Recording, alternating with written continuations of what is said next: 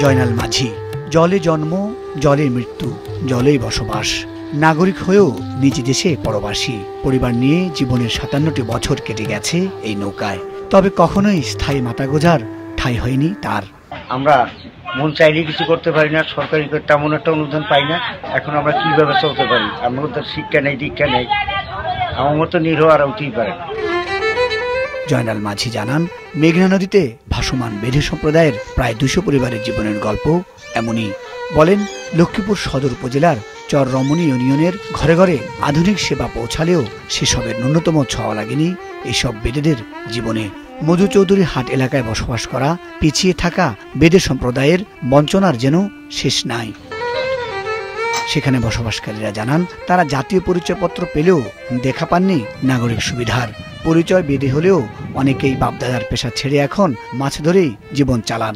আমাকে থাকার জায়গা নাই, এডি আমার ঘর, এডি আমার বাড়ি। আমরা যে চাই যে পূর্বের যে লোকগুলা বসবাস করে তাদের মতন আমাদের জীবন চলতে পারি। এসব বেদে পরিবারের সন্তানদেরও ঠাঁই হয় ওই নৌকাতেই। সেখানেই তাদের বেড়ে ওঠা। বেদেপল্লীর বাসিন্দারা জানান, শিক্ষার অভাবে কুসংস্কারাচ্ছন্ন পরিবেশেই চলছে তাদের জীবন। শুধু তাই নয়, নিরাপত্তাহীন অস্বাস্থ্যকর পরিবেশে থাকা মানুষগুলো পায় না প্রয়োজনীয় চিকিৎসা সেবাও, এবং কি মরে যাওয়ার পরেও মরদেহ দাপনের জায়গাটুকু নেই তাদের। ছেলে মেয়ের ঘরে নাতি পুতি ওই জায়গায়, বিয়া শাদী ওই জায়গায়, আমরা থাকি এই জায়গায়। আমাকে কোনো কোথায় কোনো কাজ নাই, আর আমরা করতে পারি না। তুফান বানায় বন্যাতে পড়ি, তখন আমরা ওই নদীতে নৌকা ডুবিয়ে মারাছি। তবে মারা গেলে যে আমাদের লোক কোনো মাটি দেওয়ার মতন আমার কোনো ক্ষমতা নাই।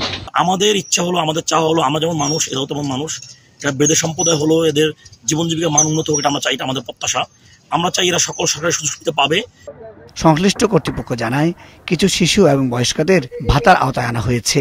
বেদে জনগোষ্ঠীর যেসব ছেলেমেয়েরা রয়েছে তারা যেন পড়াশোনার প্রতি আগ্রহী হয় এবং তাদের পড়াশোনার ব্যয় নির্বাহটি সহজ হয়, সেজন্য বিভিন্ন পর্যায়ে তাদেরকে শিক্ষাবৃত্তি দেওয়া হচ্ছে।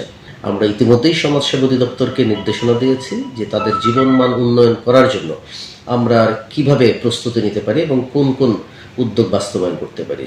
তবে বসবাসের জন্য স্থায়ী ব্যবস্থা করে দিতে কর্তৃপক্ষের কাছে দাবি জানিয়েছেন বেদেপল্লীর এসব বাসিন্দারা। মুজাহিদ সাকিব, মাছরাঙ্গা নিউজ শো।